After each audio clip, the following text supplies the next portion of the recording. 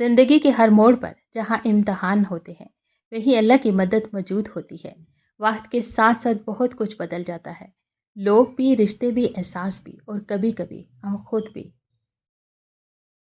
ہمارا ہر دن ایک سبق لے کر آتا ہے اور ہر شام ایک تجربہ دے کر ڈھلتی ہے۔ ہم فقیر لوگ ہیں، ہمیں کسی سے کیا غرض، جہاں سے محبت ملتی ہے اسی کے مرید ہو جاتے ہیں۔ بعض اوقات دعاؤں سے اللہ اپنے فیصلے نہیں بدلتا، آپ کے دل بدل دیتا ہے اور اپنے فیصلے کے مطابق کر دیتا ہے، کیونکہ وہ بہتر جاننے والا ہے۔ بانو قدسیہ کہتی تھی، ہم سفر خوبصورت نہیں بلکہ مخلص ہونا چاہیے۔ جس کو مخلص انسان مل جائے وہ دنیا کا سب سے امیر ترین انسان ہے۔ عورت کو اللہ نے تیسری آنکھ بھی دی ہے، جسے وہ مرد کے اس انداز کو پہچانتی ہے جس انداز سے وہ اسے دیکھتا ہے۔ عورت ذات ایسی ہے کہ اگر اس کا دل تم پر آ جائے تو وہ جھونپڑی میں بھی گزارا کر لے گی، اور اگر تم اس کے دل سے اتر گئے تو پھر چاہے اسے سونے سے بھی توڑ دو، اسے حاصل نہیں کر سکتے۔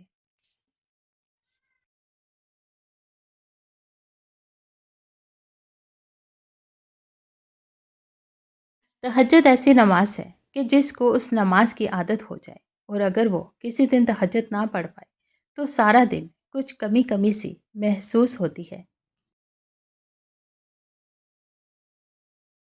مجھے اس کی رحمت پر یقین ہے، میرے عمل کی کوتاہی مجھے اس کے فضل سے محروم نہیں کر سکتی، اس کی عطا میری خطا سے بہت وسیع ہے۔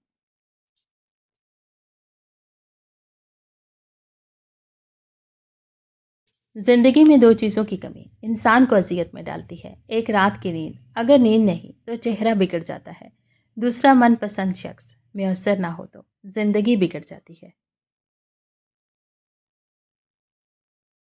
حرام تعلق کبھی حلال نہیں بنتے، ہوا آپ کے چاہنے والے آپ کو سحری اور فجر کی نماز کے لیے ہی کیوں نہ اٹھاتے ہو۔ اور کبھی کبھی دل چاہتا ہے کہ کوئی تو ایسا ہاتھ ہو جس سے بندہ بنا اجازت جب جی چاہے تھام لے، کوئی ایسی آنکھ جو ہمیں اندر تک پڑھ لینے کا ہنر جانتی ہو۔ اللہ کے خزانوں میں سب سے قیمتی چیز راہ ہدایت ہے۔ تم کیا جانو مرد کی محبت کیسی ہے، اگر عورت وفادار ہو تو مرد اپنی پسندیدہ عورت کو سر پر بٹھا دیتا ہے اور خود اس کے قدموں میں بیٹھ جاتا ہے۔ اگر ہارا ہوا انسان ہارنے کے بعد بھی مسکرا دے تو جیتنے والا اپنی جیت کی خوشی کھو دیتا ہے۔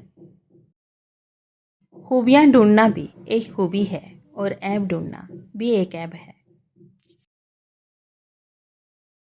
جب انسان دوسروں کی برائی چاہنے لگے تو اس کے ساتھ بھی کبھی اچھا نہیں ہوتا۔ قبر کے باہر یا قبر کے اندر کسی ایک جگہ تو مشقت اٹھانی پڑے گی۔ جب کوئی آزمائش شروع ہوتی ہے تو اس وقت تک ختم نہیں ہوتی جب تک اس سبق کو سیکھا نہ جائے جو اس میں پوشیدہ ہے۔ دنیا میں رشتے اور ذیلی مفاد کے لیے دین کے خلاف کام کرنے والے لوگ، حضرت عبداللہ بن مبارک رضی اللہ تعالیٰ عنہ سے پوچھا گیا، بے وقوف کون ہے؟ فرمایا، دین کے بدلے دنیا کمانے والے لوگ۔ وہ بلندی کس کام کی جس پر انسان چڑھے اور انسانیت سے گر جائے؟ دعا کی قبولیت آواز کی بلندی سے زیادہ دل کی تڑپ کا تقاضا کرتی ہے، کیونکہ دعا صرف الفاظ کا مجموعہ نہیں بلکہ روح کی طلب اور کیفیت کا نام ہے۔ یا اللہ مجھے اتنا وسیع رزق عطا فرما کہ مخلوق میں کسی کا محتاج نہ رہوں اور مجھے دوسروں پر حرج کرنے والا بنا دے، آمین۔ حضرت علی رضی اللہ تعالیٰ عنہ نے فرمایا، کسی کا دل مت دکھاؤ، ہو سکتا ہے وہ تمہیں ایسے چاہتا ہو جیسے مرنے والا زندگی۔ اللہ تعالیٰ فرماتا ہے، تو کرتا وہ ہے جو تو چاہتا ہے، پر ہوتا وہ ہے جو میں چاہتا ہوں۔ تو وہ کر جو میں چاہتا ہوں، پھر ہوگا وہ جو تو چاہتا ہے۔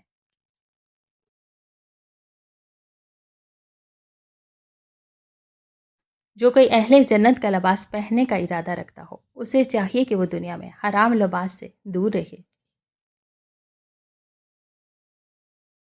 میں جب بھی پریشان اور بے سکون ہو جاؤں، اللہ پاک کی عبادت کر کے ایسا محسوس ہوتا ہے کہ میرا اللہ مجھ سے ہم کلام ہو کر کہہ رہے ہوں کہ غم نہ کرو، میں ہوں نا۔ مہنگائی بہت ہو گئی ہے، یا اللہ جن کی آمدنی کم ہے ان کی مدد فرما، آمین۔ جس کی محبت اور دوستی میں خلوص پایا جائے اس کے تمام ناز برداشت ہو سکتے ہیں۔ اپنے وہ نہیں ہوتے جو تصویروں میں ساتھ کھڑے ہوتے ہیں، اپنے تو وہ ہوتے ہیں جو تکلیفوں میں ساتھ کھڑے ہوتے ہیں۔ اللہ تعالیٰ مجھے اور آپ سب کو 5 وقت نماز ادا کرنے کی توفیق عطا فرمائے، آمین۔ جو جتنی توجہ کے قابل ہو اس کو اتنی ہی اہمیت دو۔ کم ظرف لوگوں کا حد سے زیادہ خیال رکھو گے تو اپنی اہمیت بھی کھو دو گے۔ باپ کا بس چلے تو اپنی بیٹی کی زندگی کے سارے کانٹے چن کر پھول بچھا دے۔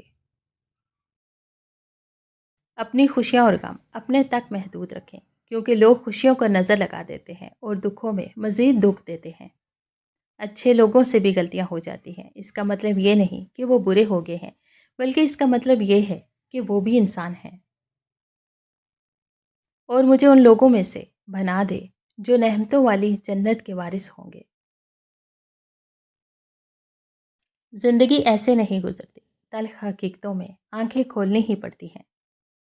حیرت کی بات ہے نا، ہم لوگ دعا مانگتے ہوئے اکثر یہی کہتے ہیں ہماری موت ایمان پر ہو۔ یہ کیوں نہیں کہتے کہ ہماری زندگی بھی ایمان پر گزرے؟ آپ کسی کا مقدر نہیں چھین سکتے اور کوئی آپ کا مقدر نہیں چھین سکتا، اس لیے کسی کے کام کو دیکھ کر پریشان نہ ہوا کریں۔ نفسا نفسی کے دور میں موبائل جیسی بلا ایک طرف رکھ کر اپنوں سے بات کریں تو آپ کو احساس ہوگا کہ وقت کتنا آہستہ اور خوبصورت گزرتا ہے۔ اللہ کے عشق میں ایک مقام وہ بھی آتا ہے کہ دعا تو دور کی بات ہے، انسان صرف سوچتا ہے اور اللہ عطا کر دیتا ہے۔ بے شک صبر ایمان کی بنیاد ہے، اخلاق انسان کی خوبصورتی ہے، سچائی قرآن کی زبان ہے، عاجزی کامیابی کی کنجی ہے، دعا مومن کا ہتھیار ہے۔ تنہا ہونا یہ نہیں ہوتا کہ کوئی آپ کے پاس نہیں، بلکہ تنہا ہونا یہ ہوتا ہے کہ سب آپ کے پاس ہیں مگر آپ کا کوئی نہیں۔ آزمائش تو انہی کے لیے ہوتی ہے جنہیں اللہ چاہتا ہے، اور صبر وہی کرتے ہیں جو اللہ کو چاہتے ہیں۔ کچھ تکلیفیں ہمارا امتحان لینے نہیں بلکہ اپنے ساتھ جڑے لوگوں کی پہچان کروانے آتی ہیں۔ دنیا میں آنے کی خبر 9 ماہ پہلے مل جاتی ہے اور دنیا سے جانے کی خبر 9 سیکنڈ بھی پہلے نہیں ملتی، لہٰذا احتیاط کریں، دوسروں کا حق کھانا چھوڑ دیں، دوسروں کے پیچھے باتیں کرنا چھوڑ دیں۔